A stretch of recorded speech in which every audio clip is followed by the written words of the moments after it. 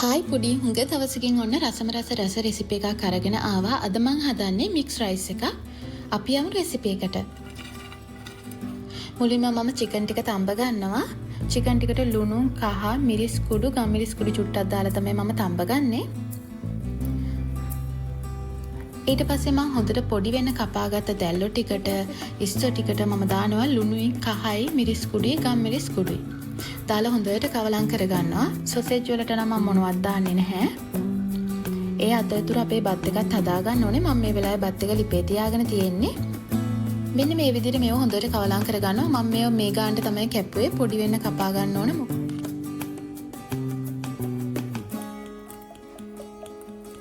මෙන්න මේ විදිහට තෙල් ටික ලිපේ තියාගෙන ඒකේ මම මෙහෙම දැල්ලෝ ටික බෙද ගන්නවා.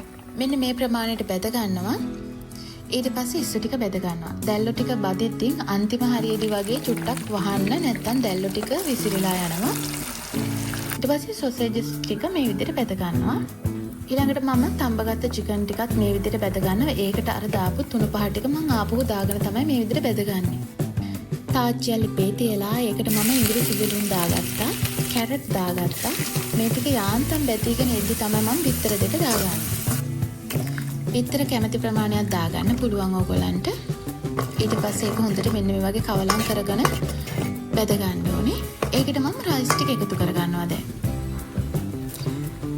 මම මේකට දාන්නේ පුන්නේ සම්බා. ඕගොල්ලන්ට කැමති නම් සම්බා හරි එහෙම නැත්නම් බාස්මති හරි දාන්න පුළුවන්.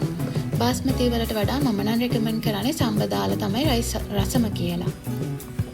ඉතින් මම මේක හොඳට මික්ස් කර ගන්නවා. ඒ අතරතුරේ මම තවත් බත් කප දෙක තුනක් විතර එකතු කර ගන්නවා. මේකට අවශ්‍ය ප්‍රමාණය මම ඩිස්ක්‍රිප්ෂන් එකේ දාලා තියන්නම්. ඔයගොල්ලෝ ඒක බලාගෙන මේ වගේ රසම රස රයිස් එකක් හදාගන්න. මම මේකට එකතු කරගන්න ඊට පස්සේ ෆිෂ් සෝස් එක, සෝයා සෝස්, ඔයිස්ටර් සෝස්, ලුණු ටිකක් එකතු කරගන්නවා, ගම්මිරිස් කුඩු ටිකක්, ඊට පස්සේ කෑලි මිරිස් ටිකක් එකතු කරගන්නවා. මේව ඔයගොල්ලන්ගේ රස අනුව එකතු කරගන්නත් පුළුවන්. මම දාලා තියෙන ප්‍රමාණය අනුව බලලත් එකතු කරගන්න පුළුවන්. ඊට පස්සේ මම මේක හොඳට මික්ස් කරගන්නවා. මම හැඳි දෙකක් අරගෙන මේක මික්ස් කරගන්නවා. එක හැඳකින් මට ටිකක් අපහසු නිසා. ඊට පස්සේ මම ඒකට එකතු කරගන්නවා අර අපි බෙදගත්තු චිකන් ටික, සොසේජ් ටික, ඉස්සෝ ටික, දැල්ලෝ ටික. කැමති නම් මාළු කෑල්ලකුත් බෙදගෙන මේකට දාගන්න පුළුවන්. පොඩි පොඩි වෙන්න කපලා. ඒකටම මම ලීස් ටික දාගන්නවා. ඔයගොල්ලන්ට ගෝව දාන්නත් පුළුවන්, මේකට මාළු මිරිස් දාන්න පුළුවන්. ඒ වුණාට නියම රස ගොඩාක් අමුද්‍රව්‍ය වැඩි වුණාම කෑම එකක් ටික රස අඩු වෙනවා. මෙන්න මේ විදිහට සරල විදිහට හදාගන්න. ඔයගොල්ලන්ට කඩේ රසට ආස නම් ඔයගොල්ලෝ මේකට ස්ටොක් පවුඩර් චුට්ටකුත් දාගන්න. හැබැයි මම නම් කැමති මේකේ තියෙන මේ ස්වභාවික රසට. අපි මේකට ගොඩාක් සෝස් වර්ග දාලා තියෙන්නේ. ඉතින් ස්ටොක් පවුඩර් නොදැම්මත් මේක ගොඩාක් රසට තියෙනවා. අජිනමොටෝ එහෙම ඔයගොල්ලෝ දානවා නම් කැමති නම් දාගන්න. එතකොට තවත් රසවත් වෙනවා. කඩේ රසටම ඕන නම් ඔයගොල්ලන්ට චිකන් එහෙම බැදපු තෙල් වලින්ම මේ රයිස් එක හදාගන්න. මෙන්න මේ විදිහට තමයි මම හදාගත්ත රයිස් එක ෆිනිෂ් උනේ. ඔයගොල්ලොත් මේ විදිහට හදලා බලන්න. මොනවා හරි දැනගන්න දෙයක් තියෙනවා නම් කමෙන්ට් එකක් දාන්න අමතක කරන්න එපා. ඉතින් මම මේක කෑවේ මම ගෙදරම හදාගත්ත චිලි පේස්ට් එකත් එක්ක.